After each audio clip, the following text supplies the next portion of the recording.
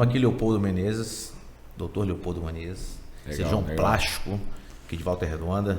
Nossa convidada hoje, como entrevistadora convidada, Isabela Cantamesa. Cantamesa. Cantamessa? Cantamessa ou Cantamesa? Cantamessa. Cantamessa, né? Cantamessa. Então, isso aí. Vamos falar um pouquinho sobre cirurgia plástica, conhecer um pouco a história do Leopoldo. Legal. Ainda bem, que é um tema que eu gosto, né? É isso. Que domina.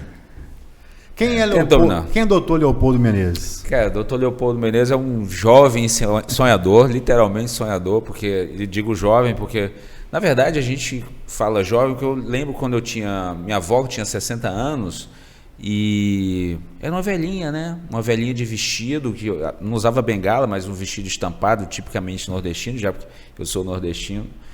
E eu sempre fui um cara que sempre quis ser cirurgião plástico, sempre quis ser médico, não me vi fazendo outra coisa.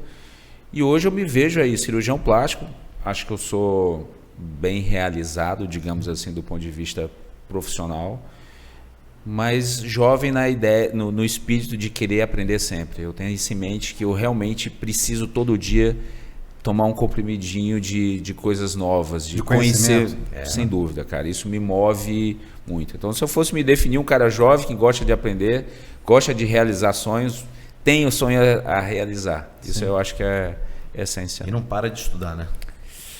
Cara, eu acho que estudar, ele é um prazer enorme. Às vezes a gente fica perguntando assim, pô, será que o cara gosta de ouvir todo dia a mesma música, cantar a mesma música? Eu fico imaginando uma banda para você que é músico. Cara, como é que imagina o cara que tem um set list de 20 músicas, o cara vai fazer 20 shows no mês com o mesmo set list? Para mim, estudar é isso. Só que eu estudo coisas diferentes e, às vezes, coisas que naquela percepção, naquele estudo, daquele momento, eu literalmente estou aprendendo uma coisa diferente. Como você talvez deve fazer, fiz um acorde diferente. Com essa mesma música, eu peguei um acorde diferente, um arranjo diferente, e, na verdade, nunca é a mesma coisa, né? Então, quando você faz uma leitura, você tem diferentes visões daquele mesmo texto, daquela mesma frase e até da mesma palavra que você está lendo. Tem diferentes conotações, né? É isso aí. É isso aí. É isso aí. Ele fala que quando fala isso aí... Ele está com o cérebro vazio. Tá? É um momento que ele não lembra o que vai perguntar. Mas, Leopoldo, vamos supor, você quando era criança, você falou que sempre quis ser médico, né? Em que momento que você falou assim, não, eu vou ser médico mesmo? Eu acho que assim... Sempre fui um sonhador, né? Eu sempre... Por que ser médico? Eu tenho poucos médicos na família, quer dizer, tinha na época, mas eu me via assim com a ideia de cuidar das pessoas, né? E hoje a gente literalmente faz isso. Eu sou fruto de uma família de pessoas de religiosos, católicos e tal. E minha mãe sempre tinha isso, queria que meu filho, se um dia você for médico, ela plantou muito isso em mim, você precisa ajudar as pessoas. Nunca se volte exclusivamente para pessoas por razões financeiras, tal, cuidar literalmente do próximo. E aí eu acho que foi vindo, na verdade. E quando chegou o momento de decidir, que era literalmente decidir fazer a inscrição para o vestibular, eu não precisava decidir, eu já tinha decidido. Então, se você me perguntar, Leopoldo, quando foi isso? Foi a vida inteira, né? Na verdade, assim, cada vez mais eu me realizo, digamos assim, estou no caminho certo, faço a coisa que eu imagino, tento lidar a minha profissão no caminho que eu imaginei e trilhar, e estou trilhando, né? É que deve ser interessante, vamos supor, né? Ele trabalha com beleza, com estética, com tudo isso aí, né? É sonho que ele trabalha com o sonho das pessoas. Só quando procura o Leopoldo, você geralmente fala assim, né? Nos seus vídeos, né? Sempre fala em sonho. Sim. Eu acho, porque eu, na verdade, eu ouço muito isso. Doutor, é o meu sonho, né? Então, é claro que às vezes sonhar literalmente não custa nada, mas realizar alguns sonhos custam, né? Mas quando as pessoas estão ali, e algumas pessoas, obviamente, que estão ali, eu digo que estão comigo no consultório, muita gente, às vezes, chega ali e ela está literalmente realizando um sonho que ficou a vida inteira sem conseguir realizar. Ou seja, eu sonhei um dia botar prótese de mama, fazer minha plástica de mama, mas a minha prioridade foi meus filhos, a minha prioridade foi minha casa, a minha prioridade foi meu trabalho, nunca consegui, ou não tive acesso a isso do ponto de vista financeiro. E ali ela está, naquele momento, dizendo assim, ó, agora eu estou pronto para realizar um sonho. Então, assim, a gente vive muitos sonhos, né? E é bom você fazer parte desse sonho. Quando as pessoas realizam a cirurgia, doutor, eu estou com isso realizado. Então, para mim, é uma satisfação muito grande fazer parte do sonho das pessoas. Literalmente, que é isso que a gente faz. Se é por cirurgia ou não, por medicina estética ou não, por reconstrução de mama ou não, por cirurgias reparadoras, mas a gente está vivendo no sonho das pessoas, né? Isso é muito legal e é uma oportunidade que eu acho que a vida me fez agarrar e participar claramente disso, né? Você tem esse sonho, Isabela? Sim, eu já até comentei com o Dr. Leopoldo da possibilidade... Não, pode... Aqui não tem doutor, aqui é... Todo mundo amigo. Tá, beleza.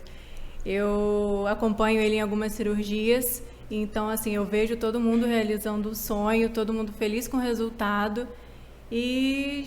Até que, jogando verde também um pouquinho, eu tinha um certo medo, um certo receio do pós-operatório, daquela história de cicatriz.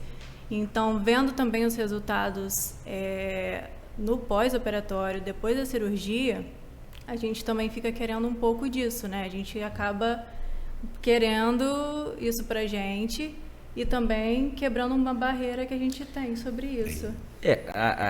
Pegando um pouquinho desse gancho que você falou, eu acho que assim, o medo ele faz parte disso, né? Tudo que é novo pra gente, eu pelo menos penso assim, tudo que a gente vai fazer, eu vou fazer uma viagem, ou vim aqui fazer esse podcast, cara, como é que é isso? Eu vou estar filmando, isso é ao vivo, eu posso cortar ou não, e se eu falar errado, se eu falar uma coisa que não devo, uma coisa que hoje afete alguma pessoa. Então, o medo ele sempre é um mecanismo de defesa, mas é uma coisa que nos ajuda a nortear o caminho que a gente vai percorrer, né? Então, o medo de cirurgia é uma coisa que é uma objeção que as pessoas têm muito, né? Será que minha cirurgia vai dar certo? Será que eu vou ter algum... Expectativa? Não só expectativa, mas eu digo assim, do medo físico. Será que eu vou morrer? Como é que é a anestesia? Eu vou acordar ou não? E essa questão que ela falou da cicatriz, que eu vou já perguntar como leigo aqui agora. A cicatriz, eu já vi alguns casos que a pessoa tem a cicatriz que forma formato de guarda-chuva invertido. Sim, o T invertido. T invertido, né? Sim. Isso ainda é... Isso é a grande maioria ainda, certo, Eduardo? Toda vez que você ouve falar assim, eu tinha mama muito grande e fiz uma plástica de mama para reduzir, te garanto que 80% a 90% dessas pessoas que fizeram esse tipo de plástica tem a cicatriz em redução, tem a cicatriz em T invertido. Hoje, mais modernamente, a gente tem a cicatriz em L. Por quê? Hoje, mais moderno do que no passado propriamente, mas todo moderno hoje, que é recente, as pessoas usam um decote muito acentuado.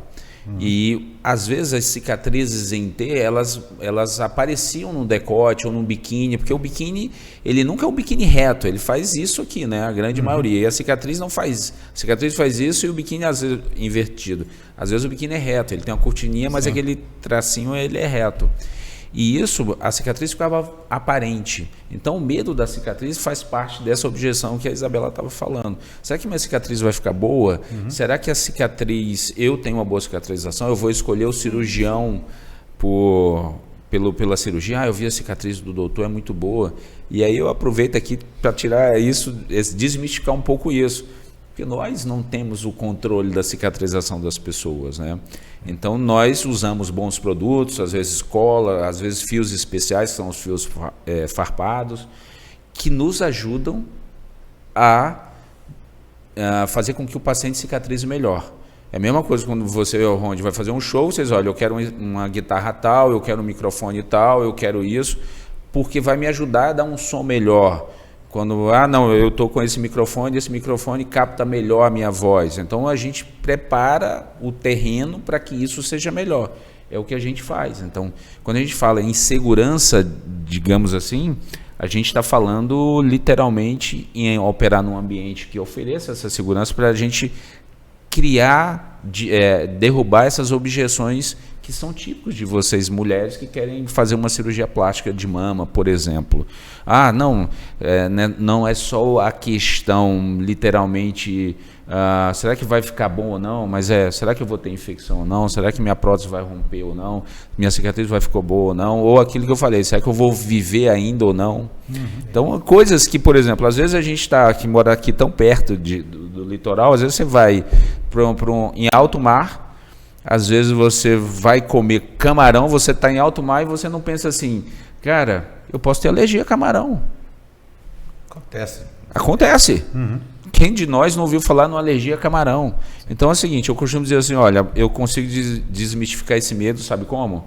Se tem literalmente alguém no centro cirúrgico, tem algum médico para te socorrer. E ali do lado, você tem N produtos de ressuscitação, digamos assim, antialérgicos, que vão tirar você de um choque anafilático, que é um quadro de alergia grave.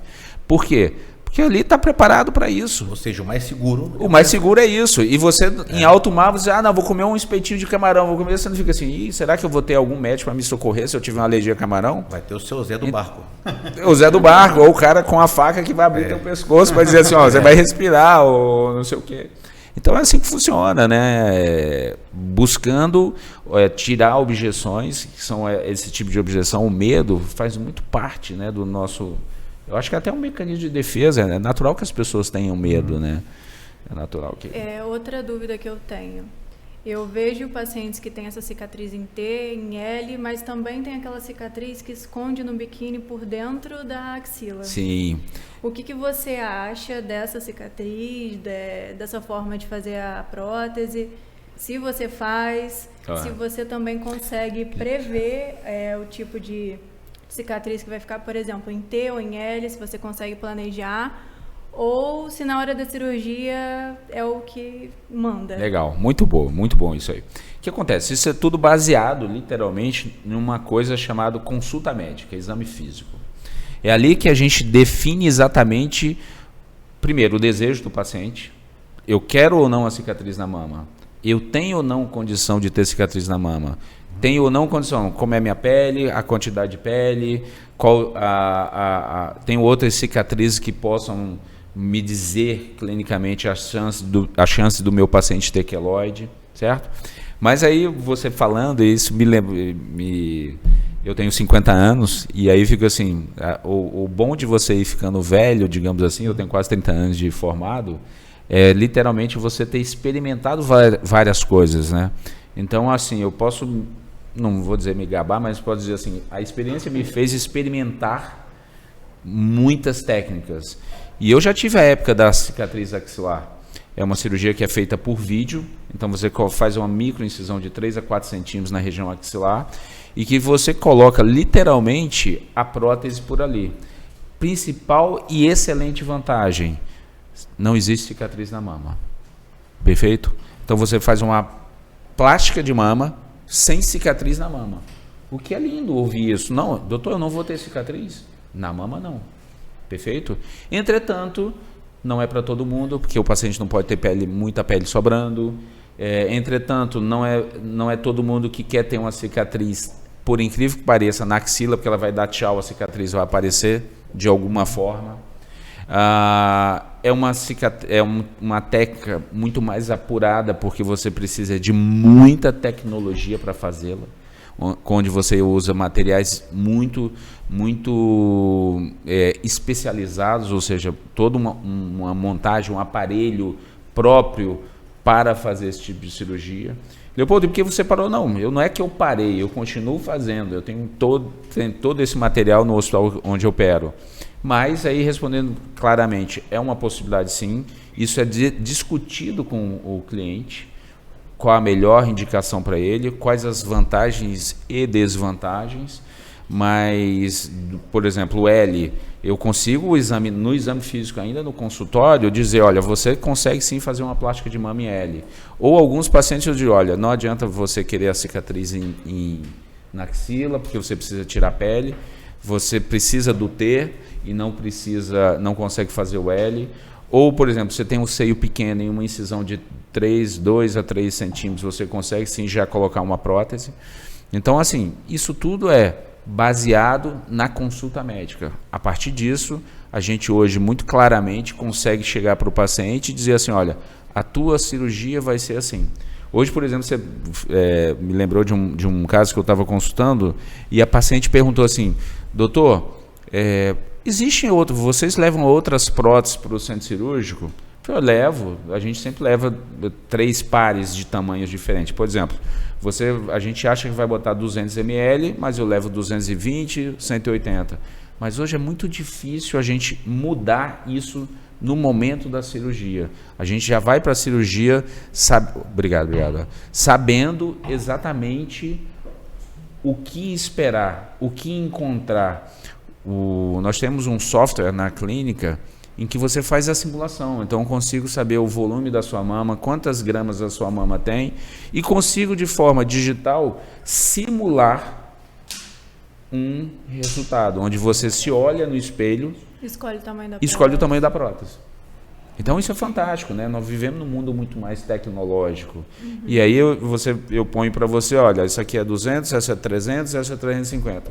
Você vai olhar e vai dizer assim, olha, eu gostei da de 300, eu gostei da de 200, eu gostei da de 350. Certo? É como, por exemplo, você que faz implante e analisa a cor do dente e fala assim, olha, está aqui seu clareamento, por exemplo, seu clareamento dentário, que é o seu caso também. Você faz isso, olha, nós temos essas opções aqui de porcelana ou de resina que vai deixar teu dente dessa cor. O que você prefere? Hoje é possível fazer isso com prótese, coisa que no passado a gente não tinha essa possibilidade, né? Que pergunta, né? Boa pergunta. Boa. Vai surgindo assim, né? Boa pergunta. Que a gente sempre vê essas coisas.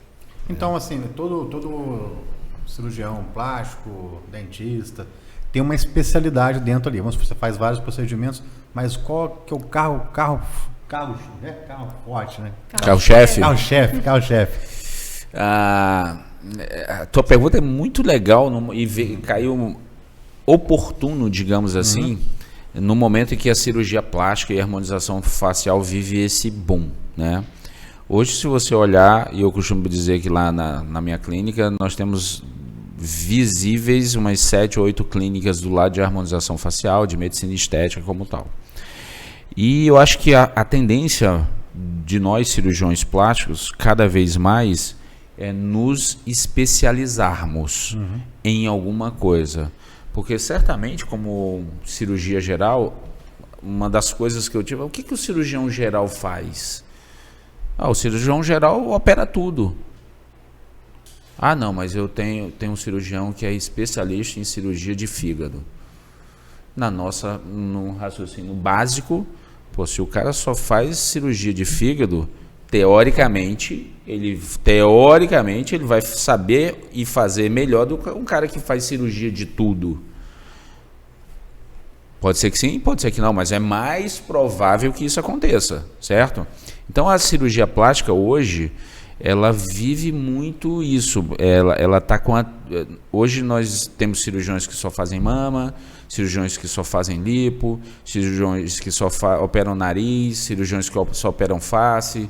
Então, respondendo diretamente à tua pergunta, eu me sinto muito confortável nas cirurgias. Eu gosto de fazer tudo. Eu sou um cirurgião literalmente raiz. Eu sou um cirurgião plástico geral.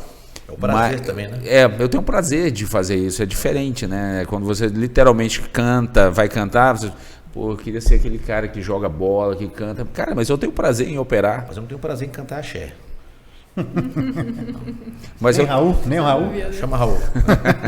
Não, mas aí eu, por exemplo, tenho algumas cirurgias que eu literalmente, respondendo diretamente, eu gosto muito de mama, eu gosto muito de cirurgia corporal, lipoaspiração, plástica de abdômen, mas eu adoro fazer uma cirurgia de face.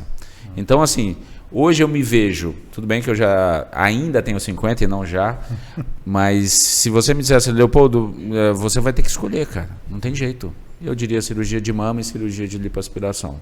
Sim. Mas eu adoro operar, isso me faz... é aquela história, você vê o paciente rejuvenescendo. Às vezes eu faço uma foto de um pós-operatório imediato, eu falo, cara, não acredito que nós conseguimos esse resultado. Obra de arte. Literalmente é isso. Veja a sua reação no centro cirúrgico de satisfação. Não, quando o Leopoldo está dentro do centro cirúrgico, ele é uma pessoa assim, ele parece até uma criança com um pirulito novo. E acaba a cirurgia, Caraca, olha como ficou lindo, olha que sensacional, cara. Realização. Sim, e ao mesmo tempo, quando eu não consigo o que eu imagino, o que eu idealizo, eu fico frustrado também. Sim, rola. Porque, cara, porque primeiro não é uma ciência exata. Sim. Literalmente. Às vezes o corpo reage de uma forma diferente do que você gostaria. E isso tem que estar na nossa mente, mas nós, enquanto cirurgiões plásticos, nós estamos habituados com coisas bonitas, nós gostamos disso e queremos isso e temos que produzir isso. Quando a gente não consegue, infelizmente 2 e 2 nem sempre são 4 em medicina. E isso frustra também, né? Então, assim, felizmente isso não é a regra. A regra é 2 e 2 são 4. É assim, a grande maioria, digamos assim. E isso nos traz muito prazer nesse sentido, né? De literalmente fazer e acontecer. Então, literalmente, eu fico muito feliz e me dá muito prazer. Eu acho que é mais ou menos a sensação de você ser um autor de uma música e faz um show para 100 mil pessoas e ver o público todo cantando. É mais ou menos, eu acredito que deva ser assim. Sim. Porque você, tá todo mundo cantando a música que eu tô tocando, seja autoral ou não. Mas você tá com o teu público na tua mão, cara. Isso aí é muito legal. E sobretudo para quem faz música, vive de entretenimento, porque você está literalmente levando o prazer às pessoas. Então, quando a gente faz uma cirurgia, a gente está literalmente elevando a autoestima, deixando a pessoa mais feliz. Isso é que eu acho mais legal. Se você parar hoje para perguntar para qualquer mulher, todas querem mexer em alguma coisa.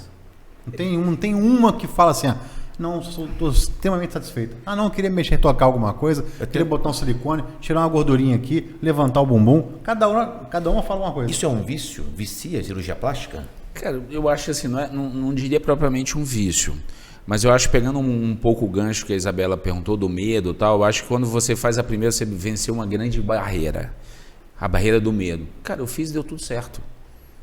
Entendi. Não, se eu fiz, deu tudo certo e ficou melhor, eu me senti melhor, por que não fazer de novo? De novo que eu digo, outra cirurgia em outro local, né? Então, acho que isso aí, muita gente chega, não, cirurgia plástica é um vício. Não, até seria bom que fosse, do ponto de vista comercial, né? Mas, na verdade, não é assim. Eu acho que quebrou uma barreira muito grande, né? Então, assim, começa por aí e a pessoa vai vendo que eu fiz a mama, fiquei bem, vou fazer meu abdômen, ficou bem, eu preciso de uma lipo, ficou bem também, e aí você vai, literalmente. Quando você fala em barreira de vencer as barreiras, esse negócio de um incidente que acontece em cirurgia plástica, acontece em qualquer cirurgia, pô. Né? O Marcos Mena, o cantor do S-Jack, teve um problema na cirurgia plástica, teve um amigo também, teve problema. Assim, mas tive vários amigos também que teve problema até com o dentista. O problema dele não foi de cirurgia. Eu conheço um amigo que morreu arrancando o dente. Acho que, se eu não me engano, foi de anestesia. Anestesia pode dar, isso aí, mas assim, isso é uma coisa que pode... Mas o leigo, ele pensa que é a cirurgia. Não, mas não foi por causa da cirurgia. A cirurgia plástica, ela goza de uma notoriedade muito grande, né? Antes eu queria dizer, a medicina, e sobretudo a cirurgia plástica, mas a medicina como um todo, eu diria que é uma das únicas, ou talvez mais frequente, em que o profissional ele adoece com o paciente. Então, quando ainda dessa coisa de frustração, de complicações, disso, é como se quando um paciente meu não está bem, eu literalmente não consigo não expressar isso. É tanto que a minha equipe que convive comigo, a minha família já sabe literalmente se eu tenho algum problema. E esse problema quase sempre assim, não tive isso. O que foi hoje? Eu falei, estou com um paciente assim, assado. E às vezes não precisa ser uma complicação do ponto de vista infeccioso ou uma rejeição a uma prótese, que felizmente isso é raro, mas às vezes o paciente basta ele dizer assim, não estou feliz, cara. Fiz a cirurgia, não estou feliz. Que isso infelizmente acontece, lembrando que não é uma ciência inexata. Então, assim, a gente vive sempre num risco, é uma profissão que por isso que dizem que é um sacerdócio, porque literalmente a gente vive isso o tempo inteiro, o dia inteiro, e a gente pensa sendo cobrado. É como se fosse um piloto de Fórmula 1 que Isso quer o primeiro resultado. Isso é bacana, porque assim, eu sou dentista, plantodontista também, né? Então, assim, isso que ele está falando, está sentindo, alguns pacientes, às vezes, não sabem que a gente sofre em casa também. Ele vai fazer, não, pô, não está nem ligando para mim. Às vezes, um caso que você não entregou, que não ficou daquele jeito que você queria, que o paciente reclamou um pouquinho, tal, a gente leva para casa, cara. Às vezes eu chego em casa... Que você fez o seu... Melhor. Eu quero isso, vai, e não acontece. Aí você fica frustrado, às vezes fica em casa triste, tal. Às vezes eles não sabem que acontece isso, né? É bacana ele comentar isso aí, porque é uma coisa que é comum, que acontece para qualquer profissional de saúde que mexe hoje com qualquer procedimento estético também. Sim. Querer entregar o melhor, e às vezes o seu melhor, às vezes o paciente não tá preparado para receber o seu melhor. Né? Às vezes ele queria uma coisa que às vezes é impossível de acontecer. Né? Às vezes, lá no consultório, às vezes, quer fazer botox, quer fazer preenchimento, e às vezes a dentista explica, não, isso aqui não dá para ser feito. Mas eu quero. Você vê que é impossível fazer o que às vezes o paciente quer. Né? Então, assim, o paciente fica frustrado, ele vai procurar o profissional que vai falar para ele que tem condições de fazer e não vai entregar. Então, hoje em dia tem muito disso também, né? Eu acho que assim, isso é muito do pouco conhecimento que as pessoas têm do lado de cá. Né? Eu vou te dizer um exemplo muito comum e obviamente aconteceu comigo, que foi exatamente o seguinte: uma paciente me ligou que tinha feito uma cirurgia e que não estava conseguindo dormir, era 4 horas da manhã. Ela estava internada no hospital. E aí eu falei assim, olha, precisa ser prescrito e obviamente eu não posso receitar verbal por telefone, isso não existe, então o médico tem que estar presente lá. E eu falei, eu vou pedir um plantonista para ir aí te ver e para prescrever isso para você. Tranquilo. Quando eu cheguei no outro dia, ninguém me ligou de novo, tal, e a enfermeira deu 6 horas da manhã, a enfermeira me ligou, doutor, até agora eu não tive o sucesso. No primeiro momento, eu falei assim, poxa, mas o cara está de plantão, será que ele não conseguiu ir? E a gente tem essa tendência, mas não é possível, 2 horas de espera, como é que esse cara não foi? Eu falei, olha, antes da gente julgar, vamos saber onde estava esse médico. Será que ele não estava atolado no bom sentido, de pacientes atendendo? Porque eu, honestamente, durante a pandemia, eu tive parentes internados, e eu ficava incrédulo quando eu via os médicos sem dormir, cara. Então, assim, o outro lado, ele também existe. Então, e depois desse caso, eu fiquei sabendo que esse médico que nós estávamos indiretamente cobrando a presença, e a paciente dormiu, diga-se de passagem, sem a medicação, ela conseguiu dormir, felizmente, não era uma dor, não era nada, era insônia mesmo. Esse médico estava atendendo seguidos, ele não teve tempo de dormir. Nós paramos para pensar, então, quer dizer, o outro lado também existe, cara. De você não atingir o resultado, ou você idealizar uma coisa para aquilo, ou o paciente quer ver uma coisa que é muito comum. Qual o tamanho do silicone que você pensa colocar, Isabela? Então, eu pensava em 200. Ok. Só um segundo, só te interrompendo. 200 é pequeno, grande ou médio para você? Médio. Eu posso imaginar que 200 seja muito pequeno para ela. Eu vivo isso hoje. Então, assim, claro, hoje é mais facilitado, porque, mais uma vez, a experiência me permite isso. E, além disso, eu tenho, como eu já falei para você, eu tenho um simulador, que eu chego e digo, não, então toma aqui, olha o 200, olha o 300, olha o 400. Certo? E aí você já tem uma ideia prévia. Mas eu posso, a Isabela quer 200 ml, é muito pouco.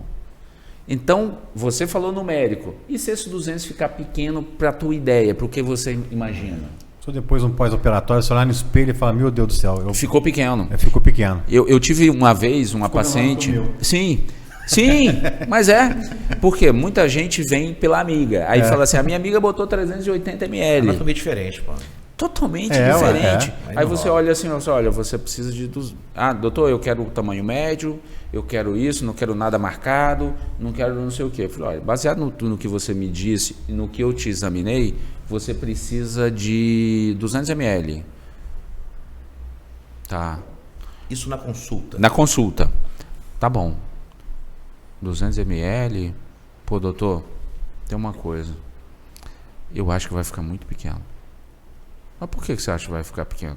Pô, minha amiga botou 380. Mas o corpo é único. A estrutura dela não suporta às vezes a outra. Diferente. Exatamente, completamente diferente. E às vezes, aquela que quis 380 tem muito pouco conteúdo. E você que quer 200, você tem conteúdo mamário. Então, no final é o que você tem mais a prótese. E aquela tua amiga podia ter pouco volume e precisou de muita prótese para ambas terem o mesmo volume. Isso. Então, por isso que a consulta médica é muito importante. Mas né? acontece, nessa consulta médica, vocês decidirem 200 ml, chega no centro cirúrgico na hora, tem que mudar? Acontece, mas é muito raro. Porque tem planejamento. Porque o planejamento hoje, ele não é só visual. Eu te confesso que no começo, quando você está... claro que você...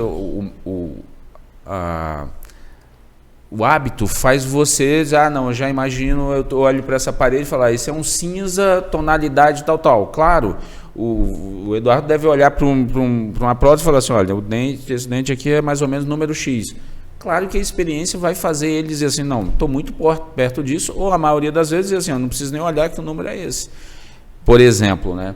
Então, hoje, a gente vai muito para a cirurgia já baseado no desejo, no que o paciente viu e medidas de exame físico, a largura do teu tórax, a tua altura, o tamanho do teu sutiã, quanto você deseja. Isso junto forma um tamanho, um aspecto, e a partir daí a gente leva um implante baseado naquilo. Entretanto, como não é uma ciência exata, a gente, por segurança, tem lá números maiores e menores para que numa eventual necessidade a gente tem 1 hora, 1h30, que é o tempo de fazer uma cirurgia dessa, para decidir o que é melhor, baseado principalmente no desejo da paciente, né? E que momento que você, da sua vida, qual idade que você falou assim, eu quero botar um silicone? Bom, eu sempre fui muito magra. Uhum. Então, sempre tipo me incomodou. Eu, assim, né? Meu sutiã é 40. Tipo eu, né? Tipo eu. Igualzinho. Então, assim, desde que eu comecei a crescer, né? Vamos colocar assim. Já me incomoda, assim, minha família toda, minhas primas todas, que eu cresci com elas, todas elas têm peito. E eu nunca tive. Então, eu sofri um certo bullying também com elas. Nessa questão de, Isabela não tem peito, mas assim... comecei a me aceitar um pouquinho, né, com essa questão de Bruna Marquezine e tudo mais, mas também conhecendo um pouco do meio da cirurgia plástica, como era um desejo que eu já queria há muito tempo, a gente vê que é simples, não é aquele bicho de 7 cabeças também, igual o Leopoldo comentou a questão do medo. Então a gente começa a se aceitar por conta do medo, não tipo vou assim, mexer. você tinha 10 anos de idade, vamos supor, 12 anos de idade, e você falou assim, eu acho que vou botar um silicone. Porque a gente vê hoje criança falando, não, a gente vê criança falando isso hoje. Eu acho que 15, 14 já começa hoje cara, mudou acho que tudo, até mais cara. cedo, né? Hoje já mudou tudo. Você vê assim, às vezes a criança falando, vou botar silicone. Você vê brincando, às vezes uma conversinha, alguma coisa das amiguinhas da minha sobrinha, às vezes falando um negócio da época que ela era novinha, falando uma coisa desse tipo assim. Por quê? Porque hoje tem um celular, tem televisão. Acessibilidade muito né? rápida. Então, assim, todo mundo quer acesso à informação. Estou falando porque isso é uma coisa que vem da mulher, principalmente. Hoje também os homens estão bastante. Tem silicone para homem hoje também, né? Sim. Vários, né? Sério? Tem vários. Panturrilha, né? Bíceps, já vi isso já, peitoral, abdômen. Hoje o que a gente vê mais, assim, existe sim prótese, como você está falando, mas hoje a cirurgia está passando a cirurgia de aumento volumétrico e não só silicone, está passando por uma revolução, eu diria assim. Daqui a 3, 4 anos ou mais tempo, a gente vai virar e falar assim, olha, na prática, o ano de 2022 foi conhecido pelo aumento muscular causado pelo enxerto de gordura. Então, antes a gente fazia lipoaspiração, só para você ter uma ideia, e aquela gordura era dispensada, né? E hoje, na verdade, a grande maioria faz enxerto de glúteo, mas falando em lipoaspiração e aumento volumétrico em homem, hoje a gente pega aquela gordura, prepara de uma forma muito técnica e asséptica e enxerta na região peitoral, no ombro, no braço, na coxa, na panturrilha. A própria gordura. A própria gordura. Vou virar o Stallone. Você virou o Hulk. Literalmente, cara. Mas Stallone. literalmente, porque antes... reserva de gordura para virar um músculo. Sim, mas é isso aí, porque Você pode até doar. e os trabalhos, mas é legal isso, porque os trabalhos científicos mostram exatamente a regeneração a partir da gordura, cara. Então a gente costuma dizer em medicina que a gordura é ouro em forma de ouro humano, digamos assim, né? Então que se transforma em qualquer parte do organismo a partir das células tronco, né? Então assim é um avanço tecnológico muito grande. Uma pergunta de ignorante: a pessoa que faz enxertia de glúteo, se malhar glúteo, perde a gordura? Não, de forma nenhuma. A gente tem que entender o seguinte, onde a distribuição de gordura é tipicamente hormonal. Então, por isso que o corpo masculino tem um padrão e o corpo feminino tem outro. Você não vê homem de culote. Não. Você não vê homem de... Mas quem na sua vida, seja qual masculino ou feminino que tem culote? Feminino. Tipicamente hormonal, certo? Entretanto, é natural que a pessoa que emagreça muito, ela perca sim essa gordura do bumbum. Mas, obviamente, ela vai perder primeiro de algumas regiões. Quem não já ouviu falar tipo assim, eu emagreço tudo, mas eu não perco isso? Se referindo ao pneuzinho, à lateral, tal. Por quê? Porque aquilo é um reservatório. Nós estamos falando do ponto de vista estético, mas aquilo é uma reserva de energia. Então, assim, o nosso organismo, ele poupa porque a gente não sabe o dia de amanhã. Quem não começou a fazer uma dieta que literalmente vai diminuindo a quantidade de comida e dali a pouco ele para de perder peso. Todos nós. Primeira semana você desincha, perdeu 5, 6 quilos, mas no começo eu perdi bem, mas agora eu parei de perder. O nosso organismo é muito inteligente, ele fala assim, olha, eu não sei quando vai ser, a quantidade está diminuindo, então deixa eu diminuir meu metabolismo, que eu não sei quando é que eu vou ter essa caloria de volta. E assim funciona. Então, respondendo diretamente, não. O que a gente faz hoje principalmente na região de tórax, membros superiores e abdômen, é enxerto de gordura literalmente para fortalecer. Já é digamos assim, uma evolução da lipo-HD. E aí a gente uma hora senta para falar exatamente de lipo-HD, mas a evolução antes de lipo-HD era você lipoaspirar mais e menos em algumas regiões, e hoje, além de fazer isso, você faz o enxerto intramuscular de gordura. Nós estamos falando de uma técnica absolutamente que foi desenvolvida agora. Bacana. Os trabalhos estão começando a serem feitos agora. O primeiro congresso mundial, curso mundial disso, foi feito não tem 2 meses em Miami, só para vocês terem uma ideia. Você sabe que a gente vai embora daqui hoje, 4 da manhã, né?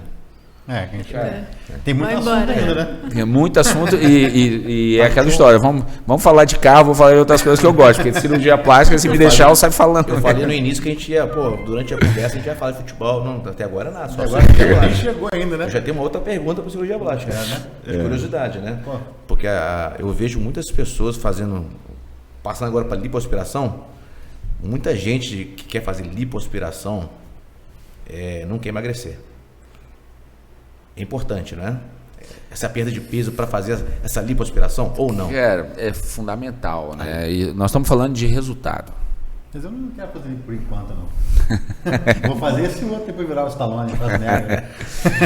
Na verdade é o seguinte, o nosso foco é a tua forma corporal. A gente quer que você fique bem, até a cobrança do paciente que procura a cirurgia plástica para botar uma prótese, fazer uma lipoaspiração, ele quer um bom resultado.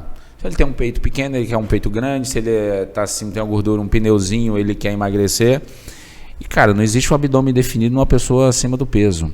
Não é nenhum tipo de bullying, nem de forma nenhuma, pelo contrário.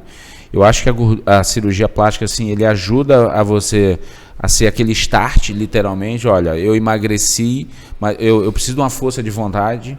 Eu preciso, aquela gota d'água, tipo assim, olha, eu estou na academia, mas eu malho e não vejo resultado. Tá bom, vou fazer uma lipoaspiração e você vai te dar isso. É óbvio, e vai começar a ter isso, mas é óbvio que obedecemos alguns critérios. O índice de massa corporal, você precisa fazer uma bioimpedância para saber como é que você está, porque pacientes acima do peso, eles primeiro não vão ter o resultado que imaginam, Porque se eu chegar assim, não, você está acima do peso, deixa eu ver uma foto aí de como você acha legal. Ele não vai pegar uma foto de uma pessoa acima do peso e dizer assim, eu quero isso aqui, ó. Não, ele vai pegar um abdômen hiper definido, uma mulher com um corpo lindo e vai dizer assim, olha, eu quero isso aqui. Uma das coisas que a gente faz, por exemplo, que para o paciente vai botar prótese, faz o seguinte, faz um print e me dá 5 modelos de pessoas que você viu em alguma rede social, ou enfim. E faz um print e traz para eu ver. É uma outra ótima forma para você saber se o 200 ml é bom ou não. Por exemplo, voltando ao assunto da... Para ver o perfil, o tamanho, né? Para a gente ver, cara, eu imaginei uma coisa e ela quer uma coisa muito maior. Que às vezes a gente não sabe explicar a quantidade que a gente quer.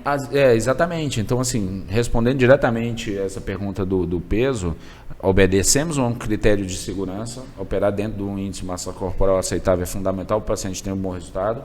Mas, por exemplo, às vezes o paciente muito acima do peso, há 15, 20 dias eu fiz um caso, uma paciente estava muito acima do peso, que ia fazer uma cirurgia abdominal, não cirurgia plástica, uma retirada de vesícula, mas aquele excesso de abdômen, de pele no abdômen, que a gente chama abdômen avental, o nome, digamos, o apelido disso, que dava muita assadura na pele, que criava dobras, chegava o verão, a paciente não conseguia andar, de tanto peso, aquilo representava muito mais peso, que eu ajudava fazendo uma cirurgia que chama abdominoplastia higiênica, que é você tirar o excesso de pele, só para fazer com que aquele paciente consiga correr, por exemplo. É uma coisa, sim, obviamente, que pode ser feita muito mais com o intuito de ajudar e ser esse gatilho que a pessoa precisa para começar a atividade física e ter mais disposição. Às vezes a pessoa não consegue... como é que eu vou correr com esse peso balançando aqui no meu corpo, né? Então, isso é fundamental. Leopoldo, você também é sócio proprietário, dono da Body Prime, né? Sou. Tá. E como é que é empreender no Brasil? Né? Essa foi a mais difícil de todas, tá? Vamos mudar de assunto aqui, né, cara? Mudar de assunto, porque eu tinha outra pergunta no gatilho. Daqui a pouco vai fazer uma lipo agora. Cara, eu acho que é o seguinte, é sempre um desafio, né? É um desafio porque a gente... Primeiro porque eu sou médico. Literalmente, quando eu digo eu sou médico, eu não sou administrador, né? E quando a gente diz assim, eu sou médico, porque a carreira do médico, a única coisa que a gente sabe administrar é o seguinte: o médico se forma e aí ele passa a ter um salário bom, por enquanto, eu já explico isso por enquanto, mas e aí rapidamente ele diz assim, eu vou montar um consultório. Ele consegue comprar uma sala em pouco tempo de formado, e aí ele põe ali uma secretária, e esse é a administração que ele faz. Eu tenho aluguel, IPTU, enfim, as contas básicas, e pago a minha secretária. O que vier fora, eu pago isso, o que sobrar é lucro. Isso é o que a gente sabe de administrar uma coisa, ou pelo menos a grande maioria. Não ensina, né? A faculdade não ensina isso. Você né, solta cara? No mercado. Né? E aí, de um momento ou outro, a gente literalmente passa a dizer assim, olha, isso aqui agora é uma empresa, isso precisa ter um gerente executivo, isso precisa ter um gerente de relacionamento, isso precisa ter um gerente de marketing, e precisa ter um gerente de recepção, isso, enfim, a gente precisa conhecer isso. E o principal erro, você naquela tua administração de consultório, eu tenho uma secretária, tenho uma sala que eu não pago aluguel, é minha, eu comprei, e você acha que esse pequeno mundo você pode levar para o mundo empresarial. E é o principal erro que a gente corre. Quando você acorda, realmente já passou, você já errou muito, bateu muito a cabeça. Então o que eu quero te dizer, o que é empreender? É difícil porque pagamos muito impostos, é difícil porque você lida novamente a partir dali com vários interesses. E eu costumo dizer o seguinte, a Body Prime agora em dezembro serão 5 andares, né? Um andar para cada coisa, e isso demanda muita gente. E o que é mais difícil é porque são pessoas que trabalham em prol de uma empresa e você precisa botar isso na cabeça delas, mas são interesses pessoais. Por mais que ela esteja ali, o relacionamento entre as pessoas é muito difícil. Então, quando você diz assim, eu vou trabalhar na empresa, não é a empresa que você escolhe, eu quero trabalhar com A, B, C e D, como se fosse um jogo de futebol, que você diz, eu sou dono da bola, escolhe você seu time, eu quero o Lucas, eu quero a Isabela, eu quero o Rony, você escolhe, eu quero o Leopoldo, eu quero fulano, tal. A gente não é assim. Você chega num trabalho e diz assim, olha, eu estou trabalhando aqui. E passa um tempo, a gente naturalmente não chega assim, não, eu vim para crescer. Teu pensamento é esse. Mas esse relacionamento, não, pô, o Eduardo me olhou diferente, o cara estava concorrendo comigo e tal, não sei o quê. Então, assim, isso é uma coisa. Agora, por outro lado, é um prazer enorme, né? Então, quando você vê a coisa literalmente funcionando, é muito legal. E eu acho que é aprender, né, cara? Eu fiz um curso de gestão, vários, ao longo dessa mudança de só médico para empreender. E a partir daí a gente criou a franquia Body Prime, que foi outra história. Quando eu criei a Face Prime, que foi a primeira, depois nós vamos lançar a Body Prime porque eu preciso só ser corpo. E depois eu disse, cara, eu quero replicar isso. E aí eu comecei tudo do zero. Ou seja, aprender o básico do consultório é uma coisa, ter uma empresa é outra, e agora uma empresa que tem várias unidades. É mais difícil ainda. Mas eu acho que assim, é estudar, né, cara? Antes da Body Prime, era Clínica Leopoldo Menezes. Sim. Na verdade, assim, a minha história de Volta Redonda... Como é que foi essa história? Você chegou em Volta Redonda? Cara, isso aí foi um convite que eu recebi do meu anestesista, que é o Sig, né? O famoso... Grande abraço, Sig. O lendário Sig é um amigo pessoal, além de tudo, um pai, um irmão, um amigo, enfim, que eu devo muitas coisas a ele. Mas a gente era plantonista na UFRJ e eu tinha acabado de voltar de uma tentativa frustrada de voltar para o Nordeste, onde eu sou nascido. E ele falou assim, cara, surgiu uma oportunidade em Volta Redonda. E aí eu virei e falei assim, cara, vamos tentar, vamos fazer. Ele disse, não, tudo bem, vamos marcar um dia, tal, não sei o quê. E aí nós viemos a Volta Redonda. Nesse primeiro dia eu consultei uma pessoa que é minha paciente até hoje, a gente se encontra até hoje, tem 20 e tantos anos, e ela fala assim, sou sua primeira paciente em Volta Redonda, tal. Fato. Enfim, de fato, literalmente, né? E ela veio, quando ela veio, falou assim, olha, eu ia operar com fulano de tal, mas você está aqui, eu conheço o Dr. Sig, e nós vamos, tá bom, eu vou operar com você. Foi com minha cara há 20 e tantos anos atrás. Mas a cirurgia geral? Não, cirurgia plástica, já plástica. E aí na quinta seguinte nós marcamos a cirurgia dela e dali foi, porque quando eu fui na outra semana para tirar os pontos dela, ela disse, tem uma amiga minha que quer operar, e aí foi. Então, literalmente começou assim a minha história de cirurgia plástica. E quanto ao nome, aí dali isso era num hospital que hoje não existe mais, que é o Hospital Santa Margarida.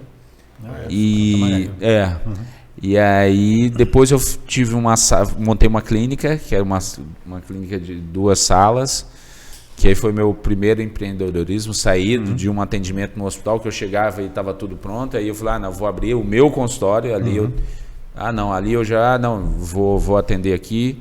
Depois aquilo ficou pequeno, eu já fui para uma casa, que aí se chamava Clínica Personalité.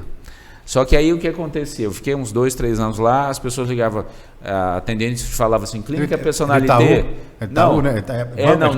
Itaú, mas, Itaú, né? Mas na verdade, Itaú o Itaú Personalité tem. Tem isso aí. Porque eu vinha do Rio, tinha Itaú Personalité e não tinha Volta Redonda.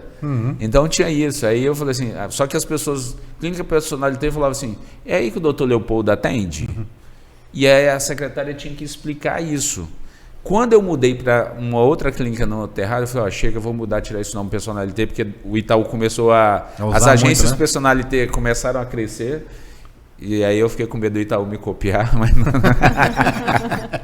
mas não é verdade, claro. Itaúnico. E aí eu falei assim, vamos mudar para a Clínica Leopoldo Menezes. E aí foi Clínica Leopoldo Menezes, que é uma clínica que eu operava e tal. Operava na clínica? Eu operava na clínica, cara. E aí foi literalmente o meu primeiro choque, porque eu saí de consultório, consultório maior, clínica maior, onde eu só fazia consultório, mas eu passei a fazer cirurgias. E aí foi minha primeira choque grande com a administração, porque Uma coisa é você operar e ir para casa e dizer assim, eu fiz ou não bem a minha cirurgia, como está o meu paciente. E até que um dia, só para vocês terem uma ideia, a clínica tinha 3 suítes e eu cheguei 7 horas para fazer a cirurgia e a cliente estava na recepção, não tinha internado, porque eu operava tudo na minha clínica. E aí eu virei e falei assim, mas por que o paciente não subiu? Doutor, a lâmpada está queimada. Tá, e aí? Não, e aí o moço que troca não está atendendo a ligação. Naquela época não tinha WhatsApp, não tinha aqueles bips que você recebia mensagem. Lembro. Lembra disso? Que tinha um MOIB, dá não sei o quê. Lembro, sim. E aí vai o doutor Leopoldo, antes de operar, trocar a lâmpada. Ou seja, se por engano um paciente do outro quarto abre a porta, estou na escada trocando a lâmpada. Eu falei, cara, não dá. Ou eu faço uma coisa mais profissional, literalmente, e aí naquele dia em diante eu tinha em mente já que eu iria parar de operar na clínica e migrar para um outro local. São inícios, né, cara? No começo, né? O primeiro consultório meu foi alugado. Eu aluguei horário. Olha só. O pessoal fala assim, maluco, não sei o que, vai trabalhar para os outros, só vai para... Geralmente tem esse negócio, né? Assim, primeiro para fazer vai para o Rio, trabalhar não sei aonde, passava longe. Eu falei assim, não, vou ter o meu. Aí, o primeiro que eu tive foi alugado. Aluguei horário, fiquei 6 meses mais ou menos, 6 meses, 7 meses e tal. Aí eu já consegui montar o meu primeiro consultório. Aí depois montei um Barra Mansa, voltei a aduana, depois eu fiquei assim, né? Mais ou menos. Aí que o negócio foi andando, né? Mas aquele negócio que a gente tem. Quando a gente sai que eu era funcionário da UG, eu trabalhava na UG. Se não me engano, até o Cid, acho que já chegou a anestesiar na UG na época. Ele foi convidado. Sim, morava do lado, né? Então, sim. eu lembro mais ou menos isso aí, sim. Aí eu trabalhava na UG e quando eu montei o primeiro consultório, que você tem que pagar funcionário, contador, e aluguel, telefone, internet, tudo, você fica assim, você acorda o dia primeiro apavorado, né? Você fala assim, nossa, não estou devendo tanto o dia primeiro, né? Tem que pagar até o dia 5, aquele monte de conta que você não tinha para pagar. Não, e quando o mês é curto? Quando o mês de carnaval, feriado. mês de dezembro, cara, ainda tem que pagar dobrado. É isso mesmo, é isso mesmo. Hoje empreendendo no Brasil. Você sabia dessas histórias do doutor Leopoldo? Eu só sabia que ele era nordestino. É. Só. Tá Agora, vendo? como ele começou, eu não. Tá vendo? Primeira mão. Você saiu da Clínica Leopoldo Menezes e foi para a Body Prime? Aí o que acontece? Até porque a Body Prime tem uma história muito recente, né? Uhum. E foi de um crescimento rápido, literalmente. Mas começou na pandemia, literalmente. Quando eu teoricamente, assim, eu não estava preparado, eu só tinha aquela coisa, experiência administrativa que eu acabei de falar, mas teve a pandemia e que, obviamente, minha fonte de renda era cirurgia plástica. E literalmente disseram assim, olha, tá tudo parado, cirurgia estética, você não pode operar, e eu me vi ali com uma família grande que literalmente precisava sair de casa para fazer alguma coisa diferente que não só operar. E aí bateu na minha cabeça e falei assim, cara, se eu quebrar o braço, se eu perder a mão, se eu não sei o que, sofrer um acidente, coisas que obviamente acontecem com todo mundo. Uhum. E aí eu tive um insight que foi literalmente, cara, eu vou criar uma clínica que não depende exclusivamente do trabalho de cirurgia plástica. Eu posso, como eu sou médico, eu posso fazer coisas não cirúrgicas. E aí eu investi numa clínica chamada Face Prime, que era literalmente uma clínica de harmonização facial. Só que eu sempre fui muito inquieto, né? Uhum. Assim, isso vai dar certo, isso não vai. Eu sempre fui muito disso, literalmente inquieto, né? E aí quando literalmente eu vi em poucos meses, eu lembro que a gente inaugurou em novembro. Dezembro foi um mês muito bom, janeiro muito bom, em fevereiro veio o carnaval. O carnaval, o mês curto, que a gente estava falando. Uhum. Cara, o mês curto, as pessoas estão para o carnaval, ninguém quer fazer toxina, ninguém quer fazer preenchimento, tal. E aí eu falei, não, só harmonização não é uma coisa boa, eu vou literalmente investir em tecnologia. E eu sempre fui muito cético em relação a coisas que te dão resultado, mas elas demoram um pouco mais a aparecer. Porque eu sou cirurgião, o paciente está E o cirurgião é imediatíssimo, isso quer dizer. Porque literalmente o paciente está com o peito pequeno, daqui a meia hora tem que estar com o peito grande. Eles, não, vou fazer um tratamento, teu peito vai crescer. Isso não existe, claro. Tratamento estético tem esses negócios. Tem isso, tem laser, tem... Como é que tem... Ultraforma, você vai fazendo, por exemplo, depilação, você faz 10 sessões, aparelhos tal, você faz 4 ou 5 sessões, o resultado começa a aparecer daqui a 3 meses. Depilação tá dando menos agora? Então, não vou fazer uma propaganda, mas já fazendo. Olha, a Adriele fez, eu te falei. Dor nenhuma, dor zero. Eu já fiz há um tempo atrás. Você fez? Fiz aqui, poxa. Cara, muda teu conceito, mudou completamente. Nossa, cara. como que doía. Tecnologia, né? Digamos. Mudou. Mudou 100%. Aí só para finalizar a história da Face Prime, que virou Body Prime e tal, e aí eu fiz um investimento em tecnologia para associar a harmonização facial, só que algumas tecnologias, o aparelho funciona para face e corpo. E aí eu fiquei com um cardápio muito grande. E aí eu falei assim, cara, essa tecnologia não está vendendo para o corpo. Aí criou-se, eu tive a ideia de criar a Body Prime, que ali era só corpo e face.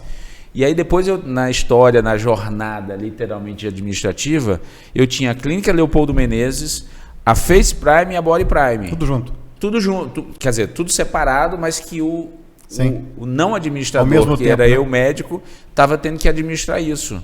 E aí foi quando eu fiz o M&A das empresas, eu juntei tudo e falei assim, cara, agora nós vamos fazer tudo num lugar só. E aí que surgiu a Body Prime. Né? Parabéns. Foi uma conquista. Né? E o legal é que foi pouco tempo. As custas de muito trabalho, né? Você vive o meu dia a dia, mas assim, a principal coisa de voltando a empreender é você tem que entender que isso... E deu muito certo juntar tudo. Muito. Você tem que delegar, né? Aprender a delegar.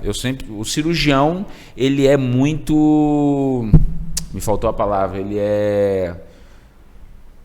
que é uma coisa para você sempre, você resolve tudo. Ele não é egocêntrico. Centralizador. O cirurgião é muito centralizador, cara. Não, por quê? Porque você tem que estar o comando ali. Se está sangrando, você diz, olha, eu vou parar esse sangue. Você não espera que o teu auxiliar faça isso. Você tem que ter um comando. Existe uma hierarquia ali. E essa hierarquia, você é habituado a essa hierarquia. Eu que mando, sou eu que mando. E quando você diz assim, não, na administração, na gerência, peraí, eu tenho você que manda, eu tenho você que manda, eu tenho você que manda. Eventualmente você me chama que eu vou te ajudar, mas... Você manda aqui, você manda ali, e é assim que funciona, né? Então, acho que isso aí foi o grande... Está sendo, né? Literalmente. Que hoje, acho que estou falando de empreendimento, acho que a grande dificuldade que a gente tem hoje é o quê? Eu fui montando algumas coisas, né? Então, montei um consultório, montei uma clínica em Valença, montei radiologia, montei um monte de coisa.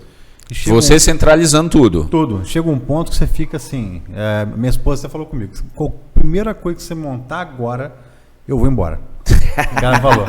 Você pode ter certeza, ela falou assim, se montar mais alguma coisa, eu largo você. Foi geralmente porque toda hora você trabalha até mais ou menos até meia-noite. O tempo todo no telefone com um, telefone com outro, porque são vários negócios para você tomar conta. Então não tem como quando você centraliza, acaba que acontece isso. Aí eu peguei para poder manter o meu casamento. Mas é 880, né? Se fica desempregado, eu vou embora. Se arrumar mais um trabalho, eu vou embora. Com certeza. Aí eu fiz a opção diferente de vendendo algumas coisas que eu estava tendo, fui vendendo mesmo para poder ter mais tempo e dedicar em algumas menores. Sim. E sabia que eu fiquei mais feliz, assim, porque eu tive mais tempo com minha família, estou com uma filha agora de 1 ano. Então, assim, posso curtir minha filha, curto minha família, tudo, coisa que eu não estava fazendo há uns tempos atrás, porque eu tinha que ir para Valença, tem que pegar o carro para Valença, dormir lá, para atender, para voltar, porque acaba que você não delega.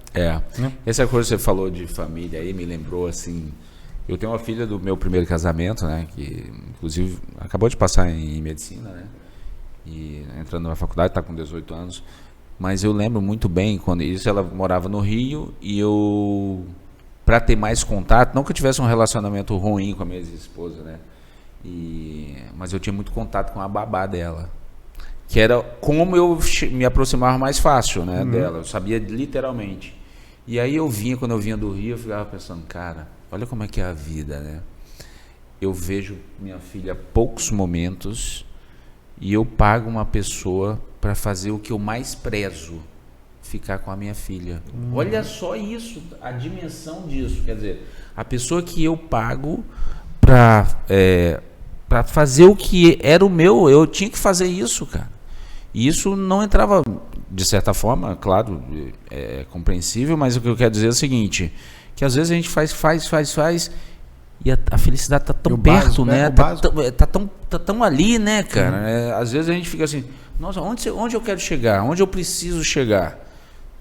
Na verdade, a gente precisa ter o equilíbrio, né?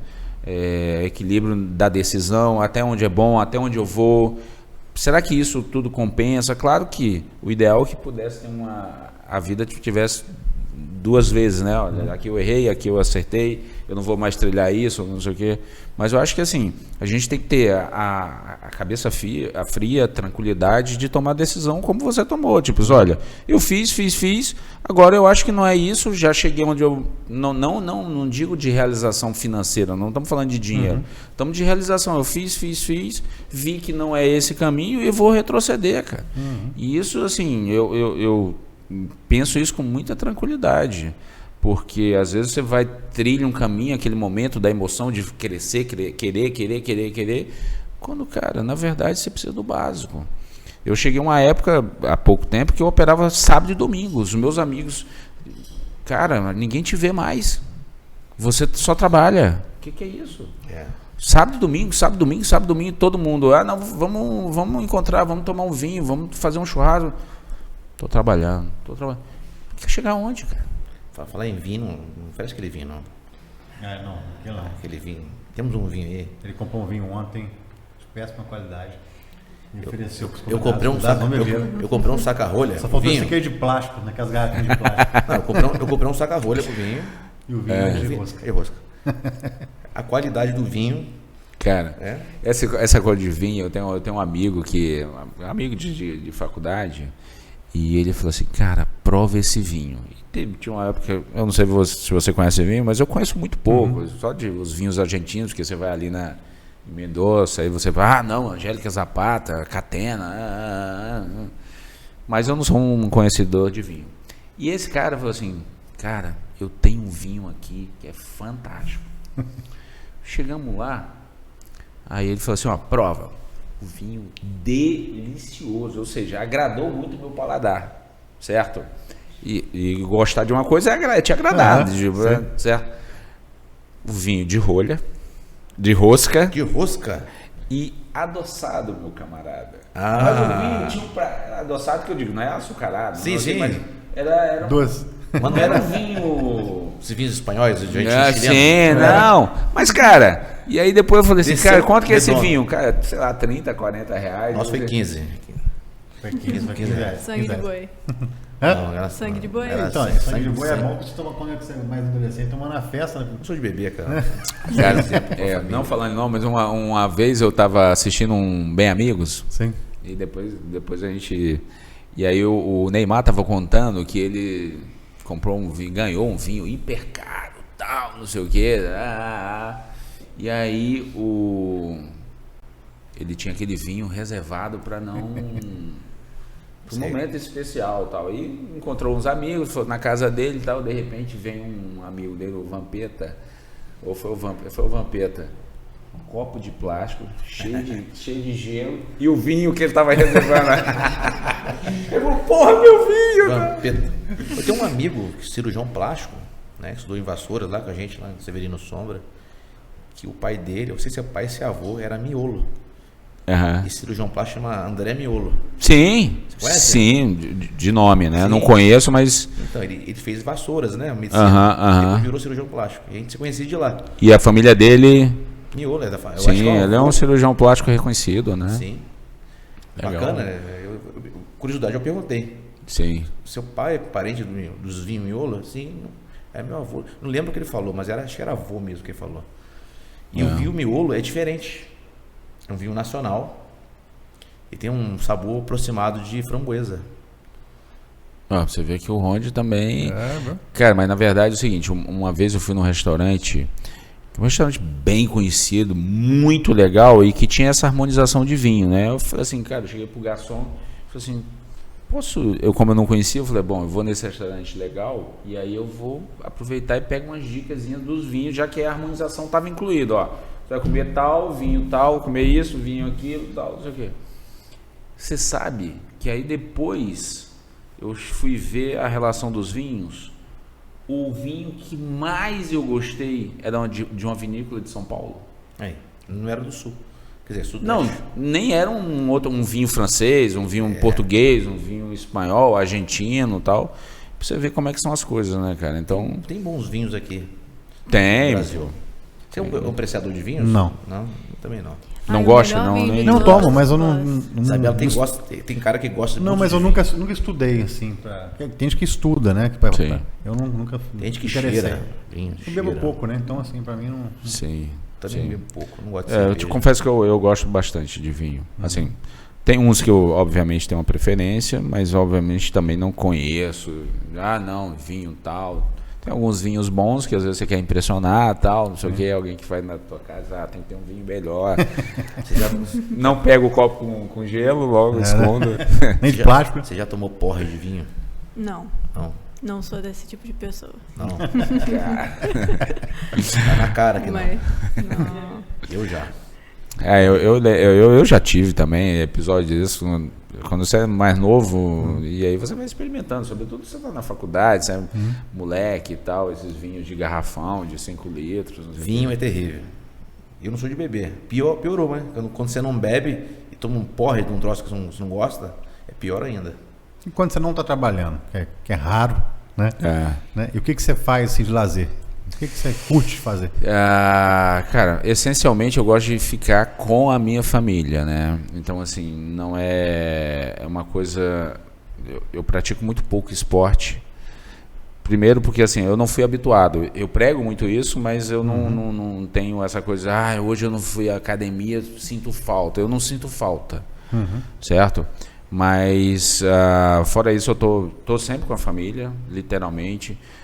Jogo um tênis de vez em quando, tal. Sou péssimo em futebol. Eu gosto de assistir, apesar de não sou desses fãs que viajam países para ver a final, isso e isso. Vejo mais futebol quando é no final, assim, final de campeonato, como teve agora recente. Agora, fora isso, não. Aí tem um pedalo, às vezes eu saio de moto com os amigos, agora estou até sem moto. Então, assim, fora isso, tenho uma vida muito pacata, gosto de música. Então, fico em casa vendo música, assistindo e vendo vídeos e ouvindo música. Nos conhecemos através da música, né? Foi. Isso mesmo. Eu sempre, tá aí uma frustração minha, é não ser músico. Porque eu tentei aprender violão, eu faço dedilho, quer dizer, faço algumas notas, mas, cara, eu não tenho nenhum ritmo. Então, voz, muito pior, né? Então, se eu tivesse tentado começar na música cedo, de aprender uma coisa que não precise literalmente do dedilhado do violão e tal, talvez eu me desse bem, né? Violão é complicado. E olha que a minha família tem pessoas que gostam, né? Quem você segue o Leopoldo Beniz na rede social aí, você sabe que ele toca piano. Procura um vídeo lá que ele toca piano. Por exemplo, essa aí eu fiz sucesso, né? Que é um piano, foi bem legal, o piano de cauda lá do Hospital Unimed. Que foi uma música de Chopin, acho, não? Assiste pra tu ver. Tem esse vídeo online aí, não? Pra abrir aí pra mostrar? Cara, no celular tá... Melhor não. Porque eu perdi essa. Você perdeu essa? Perdi. Olha, foi vai legal. ficar surpreendida. Engraçado é que as pessoas nos comentários falavam, nossa, ainda além de cirurgião plástico, toca piano bem demais. Mas isso aí foi porque o vídeo foi bem editado, né, cara? Foi editado muito bem o vídeo. Caraca. Mas é bacana, assim, eu acho que legal desse bate-papo aqui é conhecer a pessoa, né? Claro. Que a gente vê geralmente o doutor, o cirurgião plástico e tal, e aqui a gente vai conhecendo um pouquinho, né? A gente vai perguntando uma coisinha aqui, vai mordendo ali, vai pegando as informações, que é saber o que você gosta de fazer, como é que você conseguiu aprender, tipo, bate-papo hoje, que ele morava no Nordeste, como que ele quis ser médico, né? Como que ele empreendeu, como é que ele começou, Sim. Né? A oportunidade de Volta Redonda. Né? Isso é interessante porque outro dia a gente estava assim. Outro dia encontrei uma paciente minha num shopping no Rio e eu estava literalmente de bermuda, tal, sandália havaiana e camiseta. E aqui, quem me vê aqui, me vê sempre de gravata ou não. E às vezes eu vejo isso porque às vezes as pessoas chegam pra mim, eu tô de jeans, mas, ué, você tá diferente e tal. Começou muito isso, porque eu sempre me achei muito novo fisicamente. Agora não, né? Muita ruga, tal, não sei o que, cabelo branco e tal. Mas quando eu vim para Volta Redonda, com aquela cara muito magro, com cara de muito novo, eu falei assim, cara, como é que as pessoas vão confiar num cirurgião da cidade, que não é da cidade, que nunca ouviram falar, e que o cara chega aqui de jeans e camiseta? Então eu tenho que me vestir literalmente de médico, né? E isso foi criando uma coisa que eu, assim, hoje eu não me sinto confortável de estar num ambiente que as pessoas me vejam literalmente, a não ser quem são os meus amigos que vão frequentar a minha casa e tal, mas que e até eu acho que é um pouco de bobagem minha, de sandália havaiana, nós temos o outro lado, somos médicos, somos humanos, fazemos a mesma coisa que todo mundo, mas isso eu me fico meio assim, não, eu não vou num supermercado hoje em Volta Redonda de sandália de dedo, que eu acho que eu fico assim, não, as pessoas vão ver o doutor, e obviamente não tem nada a ver. Enfim. Seu dia a dia você anda também bem elegante, né? Também, a mesma situação dele, né? Eu também passo pelo mesmo tipo de problema. Sempre recebo paciente. Eu cortei meu cabelo curto exatamente por isso. Que a pessoa chega lá e fala assim, nossa, mas você é muito nova. Aí parece que... É com a desconfiança, né? Sim, literalmente com desconfiança. Mas as pacientes adoram ela na clínica. É legal, A gente tem uma graças macia, a Deus. quando você aplica lá não sei o nome daquilo. A toxina. Nossa, que mão maravilhosa, não sei o que eu faço os vídeos, né? Sim. Eu vejo. Tem gente que tem mão pesada, né? Você tem. Não tem não, só não reclama não. Então, mas assim, eu vejo lá na hora, tô te comentando agora isso. Mas você escuta também. As pessoas comentam bem da Isabela. Eu também ouço muito bem.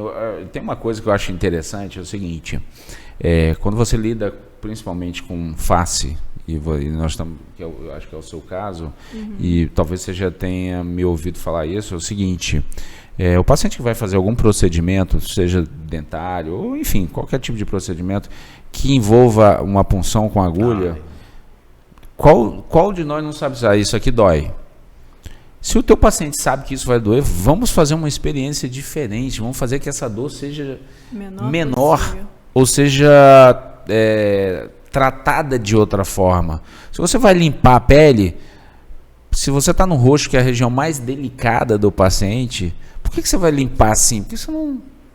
Cara, o teu paciente está ali, ele está olhando para você de baixo para cima e você está literalmente com as mãos grandes no rosto dele. Então, vamos fazer isso de forma delicada, né? Para fazer com que o paciente tenha uma experiência diferente, porque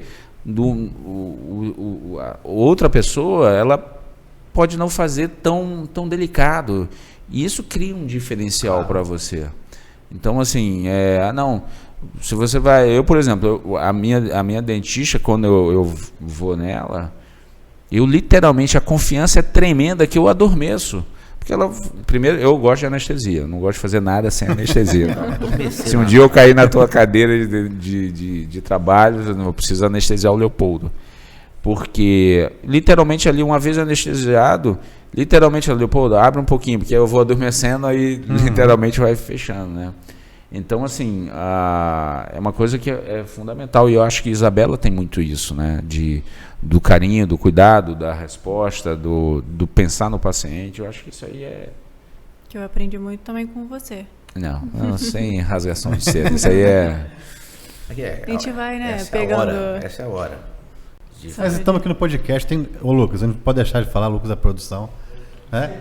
O Rondinelli está realizando um sonho dele aqui, né, cara? Que é Deus no céu, Leopoldo na terra, né? Com certeza, né? Com certeza. Esse aqui é o cara, né? O grande admirador dele, né?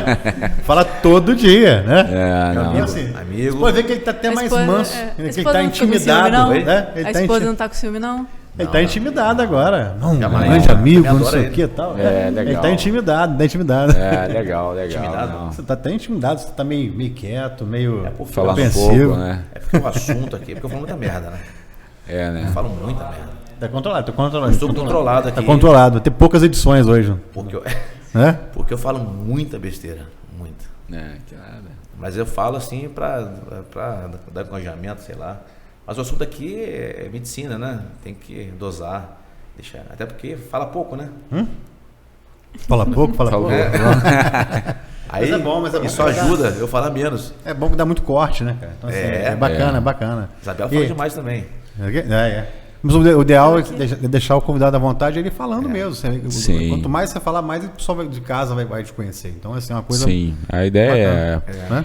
Eu acho que essa ideia de podcast é isso, né? A gente poder, literalmente, é um momento que a gente fala abertamente de um assunto, né? Sim. Acho que a ideia porque é muito difícil para a gente também saber exatamente o que passa de dúvida no paciente, né? Qual a dúvida que você vai fazer uma cirurgia tal, qual é a dúvida que você tem? Então, assim, claro que a experiência, as perguntas mais frequentes são essas, tal, mas às vezes as pessoas querem perguntar coisas que literalmente a gente nunca imaginou que fosse acontecer, né? Então, hoje, por exemplo, eu tive uma cirurgia que foi suspensa, só para vocês terem ideia, porque o paciente tomou vacina anti-Covid há 10 dias atrás, ele não sabia que isso poderia impactá-lo de alguma forma. E aí foi, não, você não pode, porque toda cirurgia que você faz baixa a tua imunidade, se você está com uma vacina recente, isso aí pode haver um desequilíbrio do ponto de vista imunológico e a tua vacina pode literalmente ser um causador de um quadro brando, porém pode manifestar algum tipo de patologia para você. E o paciente às vezes não sabe disso. Então, às vezes a ideia do podcast é a gente falar coisas realmente que ajudem, né? Acho que a ideia é conhecer, falar coisas. No perfil do seu Instagram está escrito assim, Dr. Leopoldo Menezes, cirurgião plástico, especialista em lipo HD. Especialista. Eu já vi um vídeo comentando que a lipoaspiração convencional já está ficando para trás. Estão aderindo somente a lipo HD porque mais tranquilo, a recuperação melhor. Sim. Procede? Totalmente procede, né? Eu acho que assim, vou fazer uma analogia muito clara para vocês, só para vocês terem uma ideia, para a pessoa que não vive a medicina, né? Há uns 25, 30 anos atrás, quando as cirurgias de retirada de vesícula, só para vocês lembrarem que era uma cirurgia mais frequente, em que você fazia uma incisão de quase 15 centímetros aqui no abdômen, e que um belo dia alguém desenvolveu uma técnica que fazia a mesma cirurgia num tempo muito menor por incisões de meio a 1 centímetro. Isso foi uma repercussão positiva no fim das contas, mas no começo foi muito duvidosa, porque as pessoas, não, isso não é possível, tal, não consegue ver direito, tal. E hoje você raramente tem uma cirurgia com um corte tão grande, com incisão tão grande, né? E a cirurgia plástica está exatamente... Então aquilo foi uma transição muito grande, em que revolucionou a cirurgia moderna, e hoje a cirurgia plástica, falando em lipoaspiração, ela vive exatamente esse momento, como a gente estava citando há pouco, o enxerto de gordura intramuscular, e hoje a gente fala em lipoaspiração em HD. Se tornou uma cirurgia altamente tecnológica, altamente especializada, em que as pessoas, nós conseguimos com a tecnologia menos dor, menos sangramento, recuperação mais rápida e resultados muito mais naturais. E isso eu acho que é aquela história. Eu um dia tive carro que a gente precisava passar a marcha e hoje em dia eu aprendi agora em carro automático, você não vai querer passar a marcha, a não ser que seja uma necessidade. Então, assim, hoje, se o paciente diz assim, Leopoldo, você faz a lipo convencional? Eu falei, cara, eu não faço.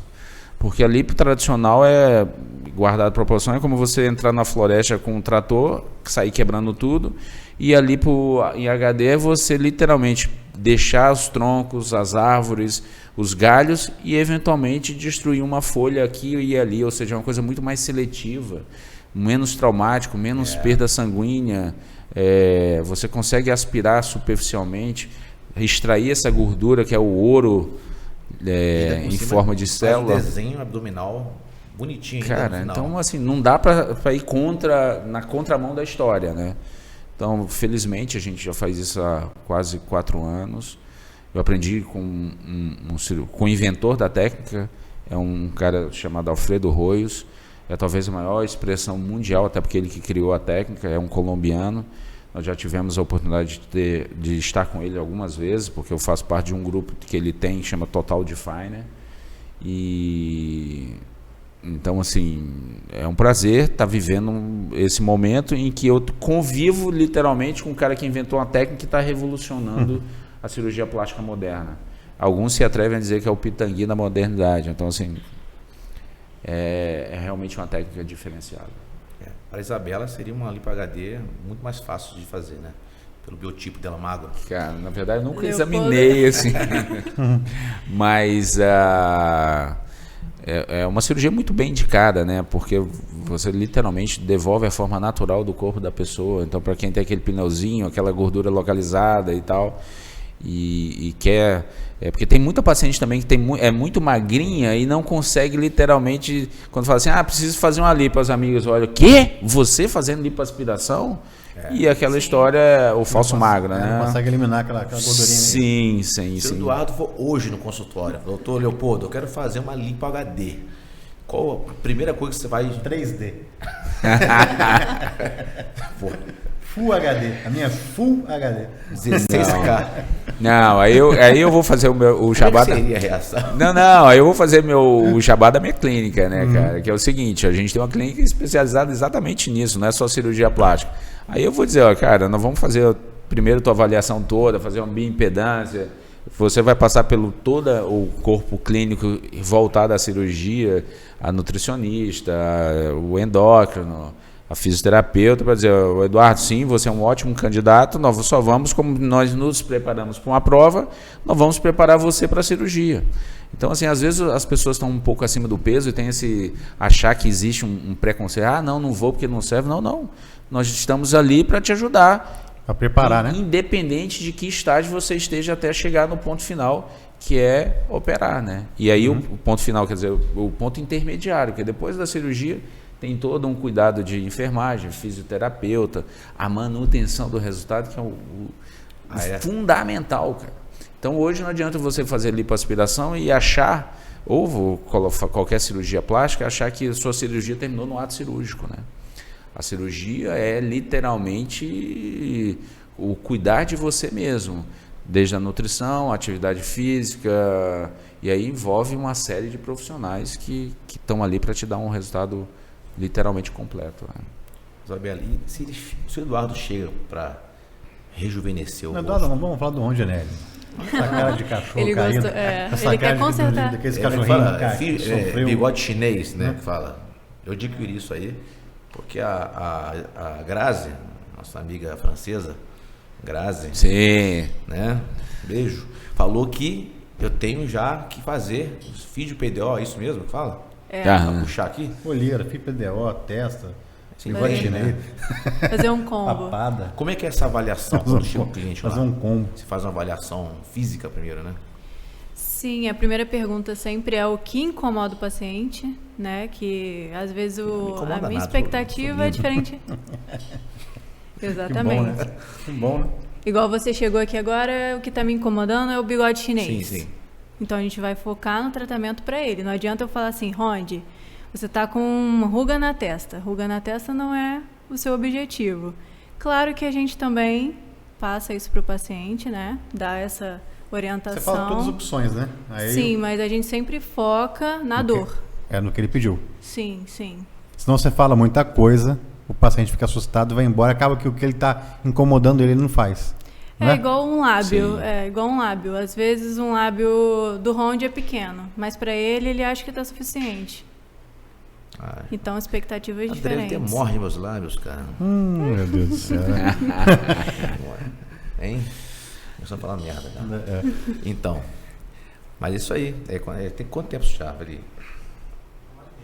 1h30. 1h30. Tá bom, né? Não sei, assim, fica à vontade. Depois vai ter os cortes, né? Até as 4 da manhã eu fico aí. Não? Tô de férias no Unimed mesmo. Tá. Mas acho que legal assim, a gente pode dividir isso, chamar o Leopoldo mais vezes, pra falar de mais assuntos. Sim. Acho que é interessante, né? Acaba sendo quase infinito, né? Que hoje foi mais Muita uma apresentação mesmo, uma coisinha, né? Sim. Falou sobre um assunto mais no começo, que foi a cirurgia de reconstrução mamária, né? Que fala, né? Prótese mamária, né? Então, assim... Tem muita coisa. Então, uma coisa interessante da cirurgia de mama que ele faz é o R24R. Sim. Como é que é essa técnica R24R? A gente sabe que é o seguinte, a técnica 24R é uma proposta cirúrgica.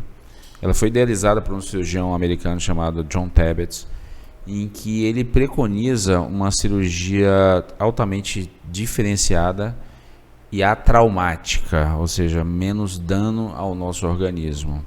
Porque a gente entende que o mundo moderno hoje quer você de volta à sua vida normal o mais breve possível. Uma das grandes objeções do paciente é do tipo: doutor, quanto tempo eu vou voltar ao trabalho? Doutor, eu preciso das minhas férias para fazer a cirurgia.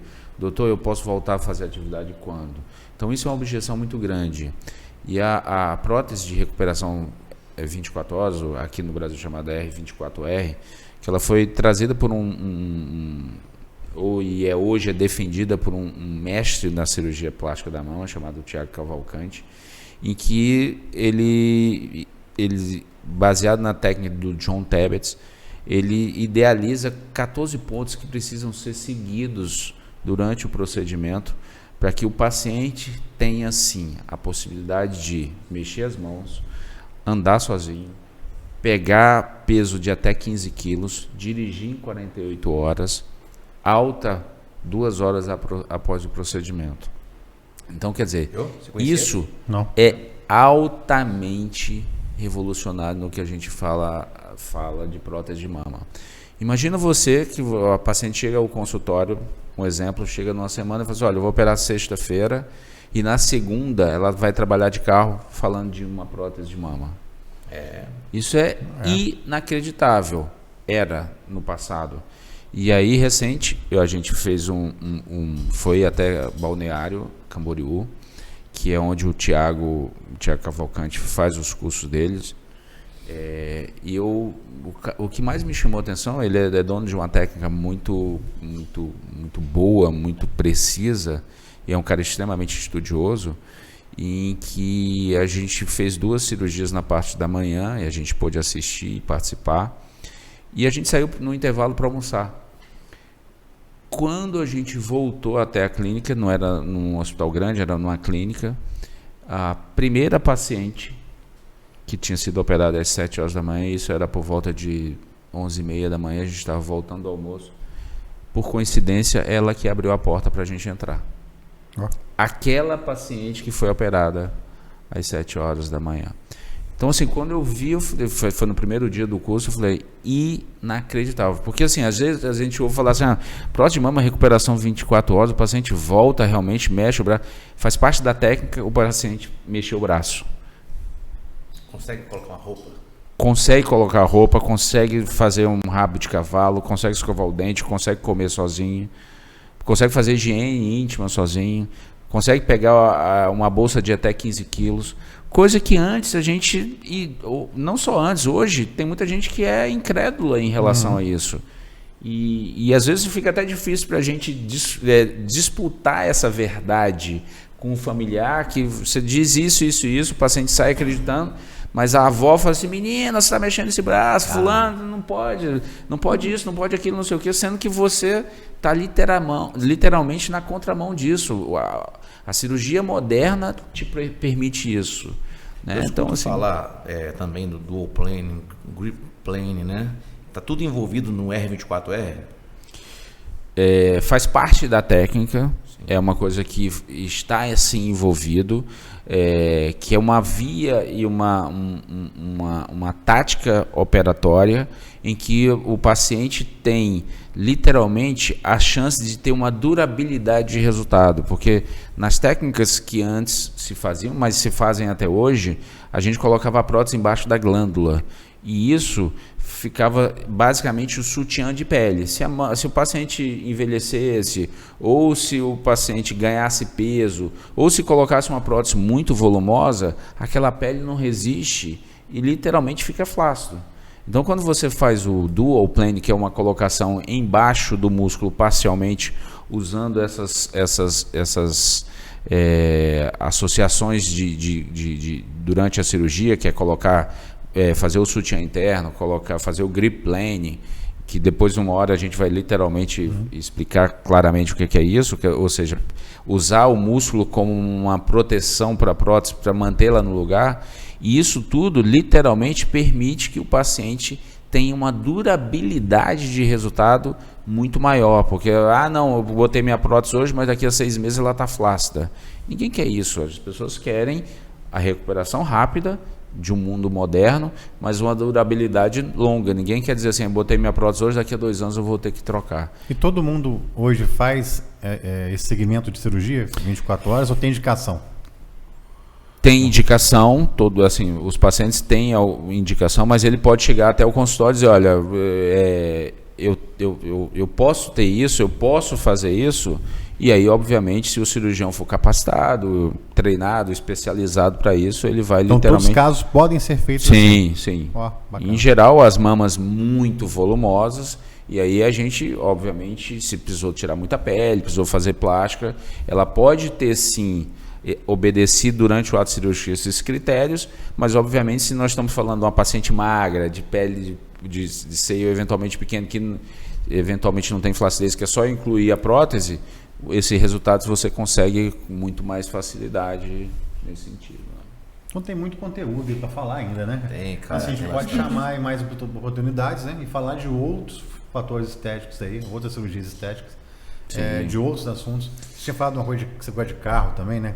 Adoro carro, né? adoro e carro. voltar para falar com a gente sobre os carros, sobre isso também, que é uma coisa que a gente gosta também. Sim, né? Então, você tem fãs, né? Assim como eu, né? Você fala, né? Como é que é? Não, eu não tenho fã. Sou fã. Isso aqui tem até fã clube, velho. E virou seu guarda-roupa. E virou seu fã também. Tem foto no guarda-roupa, não é não? Aí, Lucas, Virou né? seu fã também. Sabia a carteira do Rondinelli e a foto da mulher vocês, que tá atrás da do Leopoldo. Vocês estão conhecendo o Leopoldo agora, cara. É um cara, você sabe disso, um cara sensacional, rapaz. Legal, Cuida da família, obrigado. Cuida da família, cuida dos amigos, cuida dos funcionários. Legal. A gente é suspeito, né, pra falar. Trabalhar com ele, eu sempre fui amigo dele. Né? Trabalhei com ele, é chato, assim, cobra. Verdade. Ele falou comigo, cara, você vai trabalhar comigo? Eu sou enjoado, eu cobro, cara. Você foi bem claro comigo. Eu falei, tamo junto, vamos embora. E realmente, pega no pé. Mas, se não pegar no pé... Mas a gente pega no pé dele também. Então, né? Isso é normal. Né? Isso aí é o tempo inteiro, né? Porque eu sou muito tranquilo, né? Ele é muito acelerado. Demais. Então, um ajuda o outro. E eu desacelero ele e ele põe o pé pra frente. Senão, se dependesse de mim, isso tudo não estava pronto ainda. Mas ficou lindo, ficou muito legal, cara. E eu acho que isso aí, vocês estão de parabéns, que é uma coisa que vocês precisam usar. Eu acho que vocês já divulgam muito bem. Sim. Né? Mas assim, muita gente precisa conhecer isso, cara, porque sobretudo esse lado visual também, né? Não só o que a gente fala e tal, mas é uma oportunidade que muita gente não, na carreira médica, não tem isso aqui. Como, não, eu posso fazer isso, porque nós estamos falando de uma especialidade que literalmente está na boca das pessoas. Mas, cara, o ginecologista, o pediatra, ou não sei o quê, tem uma vasta coisa de se falar, porque o leigo precisa saber disso, né, cara, que é possível. Né? Então, de parabéns. Organização show, o Lucas ali no... Estamos só começando, porque... Esse aqui é o primeiro, né? É o primeiro deles. O primeiro eu passei ontem. Não, deles. Sim. É a primeira vez, mas se Deus quiser, a gente vai chamar para mais vezes aqui, para ter mais assuntos. Sim. Tem pergunta já? O celular tá carregando. Tá, então vamos pegar. Tem perguntas que a gente joga na internet, algumas pessoas perguntam. Legal, vamos embora. Vamos responder antes de acabar, né? Para poder a gente... Você fez uma pergunta no PPR? Então tá, perguntas. Vamos lá. Você mandou para onde? Não entendi. Mandei no WhatsApp. No WhatsApp. Lucas, tá aqui. Tamires Fonseca perguntou: quando não é aconselhável o implante de mama? Quando não é aconselhável o implante de mama? Oi, Tamires, obrigado pela pergunta, por estar nos ouvindo. É muito difícil ter essa restrição de não ser indicado. O que eu quero te dizer é o seguinte, existe algumas situações, por exemplo, o paciente tem a mama muito volumosa, paciente muito acima do peso, pacientes que têm algum tipo de patologia que possa eventualmente interferir no aspecto visual da mama, nós não usamos isso num primeiro momento. Sendo um pouco mais claro, imagine você que nós temos uma pessoa que tem a mama muito volumosa e que quer um seio muito pequeno. Então, no primeiro momento, a gente precisa reduzir essa plástica mamária, fazer uma plástica mamária, reduzir o tamanho do seio. Depois que ele tiver mamilo bem posicionado, sem flacidez, e caso você queira melhorar a consistência da mama, você pode sim usar um silicone. Então, claro que isso é uma opinião muito pessoal. Você às vezes vai... a ciência médica ela é muito diferente, porque às vezes diferentes cirurgiões plásticos, diferentes médicos têm opiniões diferentes acerca de uma mesma pergunta. Mas essa é uma visão que eu uso muito claro. Se o paciente tem a mama muito grande, eu quero primeiro reduzir a mama dele e depois eu coloco prótese. Então, respondendo diretamente. Um outro exemplo, pessoas que têm algum tipo de patologia mamária, que muito cisto, muito nódulo, muita coisa assim, o ideal é que você tenha primeiro um controle disso, para aí sim você depois, junto do seu mastologista, indicar a retirada dos nódulos e colocar a prótese. Respondido. Temos aqui a Viviana Reis. Com quantos anos podemos colocar silicone? Idade, né? Legal, Viviana. O que acontece? Hoje, mais modernamente, as meninas de 15, 16 anos, elas já têm um corpo praticamente definido. Quando muito não, já tem a mama desenvolvida, tamanho já importante, mas a gente sabe que a partir dessa idade, 15, 16 anos, se você já teve, se sua mama já cresceu, ela basicamente já chegou no final, e a partir dessa idade você já pode sim colocar a tua prótese.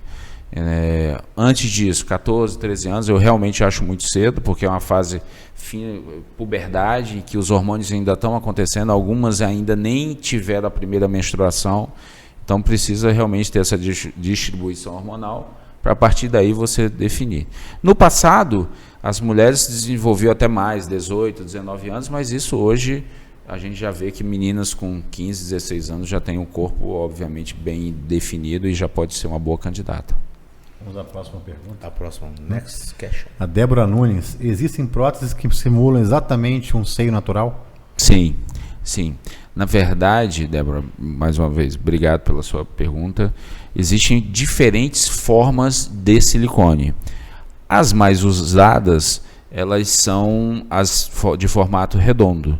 Mas eu costumo dizer o seguinte, que quem manda no formato da mama é o seu desejo, independente do tipo de silicone da forma que silicone você vai colocar. Uma outra coisa que eu sempre falo, às vezes eu particularmente, eu não acho interessante a mama gigantesca, mesmo aquelas muito arredondadas, que você vê quase sempre na internet ou em filmes, né? Mas a gente tem que entender que isso é desejo dependente. Por mais que eu, Leopoldo, prefira uma coisa mais natural, que você tenha uma mama sensual, bonita, um tamanho que combine com o seu corpo, a gente precisa entender que quem manda é o seu desejo. Se você acha bonito e gosta de um seio muito volumoso, ele vai ficar mais redondo. Agora, então o silicone é muito grande, deixa o seio mais redondo. Mas um silicone de tamanho natural, baseado no seu desejo, basicamente, no seu corpo, ele tende a ter uma forma natural, sem que ninguém perceba que aquilo é uma prótese. Então, vou pegar o gancho aqui do Pedro de Almeida. O que você acha de próteses exageradamente grandes? Tipo aquelas mesmo de atriz de filmes... Pornôs. Pornôs. Filmes educativos. Educativos. Eu acho que isso é desejo dependente, né? Eu tenho clientes que chegam, literalmente, isso é um artifício que eu gosto muito, que o paciente chegue e mostre exatamente o que ele espera da cirurgia, que é uma das formas dele estar de forma visual mostrando o que ele deseja e espera. Então, assim, eu não tenho nada contra, eu acho que tudo existe o pró e o contra. Então, assim, olha, se você gosta de seio muito grande, perfeito, é um desejo seu, nós estamos aqui para fazer a sua vontade. E, uma vez o paciente feliz, o cirurgião vai ficar feliz. Eu acho que esse é o objetivo, tá, de quando você atende um cliente de ponto de vista estético. Pode ser um problema, por exemplo, você fez uma cirurgia que ela gostou, mas você não estava satisfeito. Vou estragar o corpo. Rola isso. Tipo assim, a pessoa chega na rua e pergunta assim, pô, quem fez essa cirurgia? Tipo assim, qual foi o maior ml que você já colocou? 565. 565? Tem gente que não gosta. Sim. Às vezes, quer dizer, no começo da carreira, você pensa... eu tenho um amigo que fala assim, a pior coisa é o cirurgião plástico com fome. Que ele acha que pode operar tudo, ele acha que tudo vai ficar bom, ele acha que ele é o bambamã e vai fazer. Ou seja, aquele cara que não tem nenhuma humildade, o que não é meu caso, graças a Deus. O que eu sempre falo é o seguinte, hoje o paciente chega para mim e diz, Leopoldo, o que você acha? Eu falo, olha, eu dou minha opinião como cirurgião. Eu digo, olha, eu particularmente acho que isso vai ficar bom para você. Mas... porque eu vou te ver 3, 4 vezes e só. Te vi antes, te vi no dia da cirurgia, te vi na tua revisão e te vi daqui a 2 meses. E você vai se ver quantas vezes por dia? Então, literalmente, quem tem que estar feliz com a cirurgia é você. Se você acha bonito o peito grande, ótimo. Você vai ficar feliz. Eu também gosto de seios grandes, mas depende do teu biotipo. Então, assim, o mais importante, você tem que estar feliz. Certo? Patrick Capto. O silicone inserido na cirurgia tem validade? Muito boa pergunta. Essa, na verdade, é uma pergunta muito frequente, Patrick, porque as pessoas, eles literalmente, se preocupam, é natural essa preocupação. Antigamente as pessoas colocavam próteses e elas tinham uma data de validade literalmente como qualquer outro produto fabricado. Eu tenho um carro e eu tenho o seguro dele vale por 3 anos, a garantia. Então as próteses hoje, alguns fabricantes têm garantia vitalícia. O que quer dizer isso? Você botou uma prótese hoje, daqui a 30 anos... essa prótese precisou ser trocada porque ela rompeu ou apareceu um microfuro, o fabricante vai lá e te dá outra prótese. Então eles te dão um certificado de garantia vitalícia. A grande maioria tem isso, então não tem uma data de validade. O que a gente sabe é que quanto mais cedo há o envelhecimento do corpo humano, ou seja, aos 60, 70, 80 anos, o seio vai estar mais flácido, e se você precisar operar, o ideal é que aquele produto que já foi colocado há alguns anos, ele literalmente seja trocado para que ele tenha, obviamente, uma certeza de que nunca vai ter algum problema. É até bom falar isso, porque em setembro, agora, e foi recente, eu operei 2 mulheres de 81 anos de idade. Literalmente, 81 anos de idade. O que foi muito, muito legal. Você estava numa das cirurgias, né, Rondi? E uma das coisas que eu falei para essa paciente foi que ela literalmente era um exemplo para a gente, porque às vezes a gente tem 50, 60... 30, 40 e a nossa autoestima por algum motivo está tão baixa e a gente vê uma pessoa de 81 anos fazendo uma cirurgia de caráter puramente estético, ou seja, ela estava literalmente aproveitando e sem pensar que a vida dela estava literalmente descendo a ladeira ou não, não, eu tenho 81 anos, daqui a 2 anos, 3 anos eu vou morrer ou não. Cara, o dia de amanhã... Vaidade não tem idade. Não, vaidade não tem idade e a gente sabe o dia de amanhã, cara. Uhum.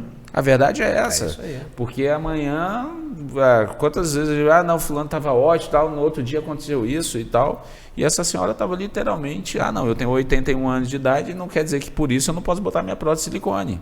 Confesso que eu fiquei assustado quando ela chegou no consultório e falei, cara, se acontecer alguma coisa com essa senhora, alguém vai me crucificar. Vai.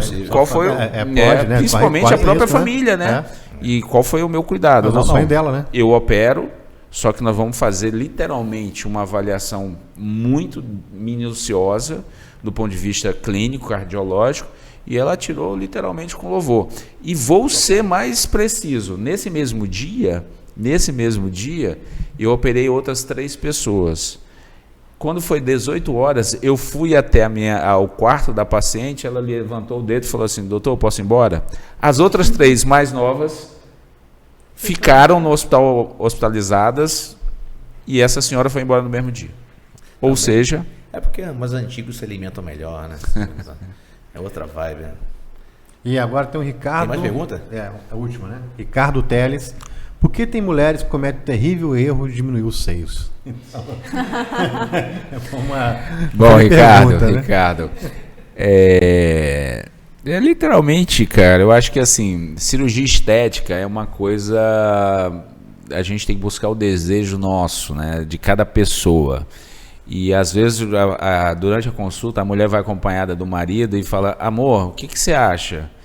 E aí o marido vira e fala assim, olha, a decisão é tua. E eu falo, olha, realmente a decisão é tua, quem tem que estar feliz é você. Então, Ricardo, eu acho que você gosta mais de seios volumosos, mas tem mulher que está lá incomodada pelo volume, pela estética de precisar de um biquíni, a parte G em cima, a parte M embaixo, ou dói a coluna, ou incomoda de outro ponto de vista. Mas eu acho que, essencialmente, na cirurgia plástica, eu aprendi que você tem que estar bem com você mesmo, né? É isso que a gente busca. É sempre constante buscar um equilíbrio.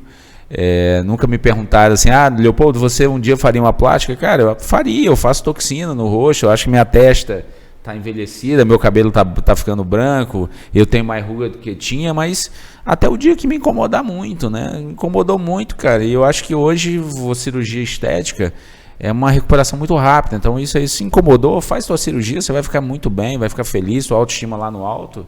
E certamente você, Ricardo, que me perguntou isso, você gosta de mama grande, mas... Versão brasileira é Bert Richard. Certo? Então, por hoje, né? Agradecer, Leopoldo. Senão vai até às 4 da manhã. Isabela, pela presença, né? Foi importante pra gente ter pessoas assim como vocês aqui. Tem alguma dúvida, Isabela? Sim. Tem alguma dúvida? Só tenho a dúvida quando vai ser a minha. Agora eu tô... Quando você quiser, ué. Não, com essa recuperação de 24 horas aí ficou fácil. Fica né? fácil. É que eu respondi, eu perguntei tudo pra você. Tá vendo? Tá vendo? É isso mesmo. Bom, legal, muito obrigado pela presença, por ter vindo aqui, foi legal, foi muito prazeroso conhecer todos vocês, o Ron já é do meu dia a dia.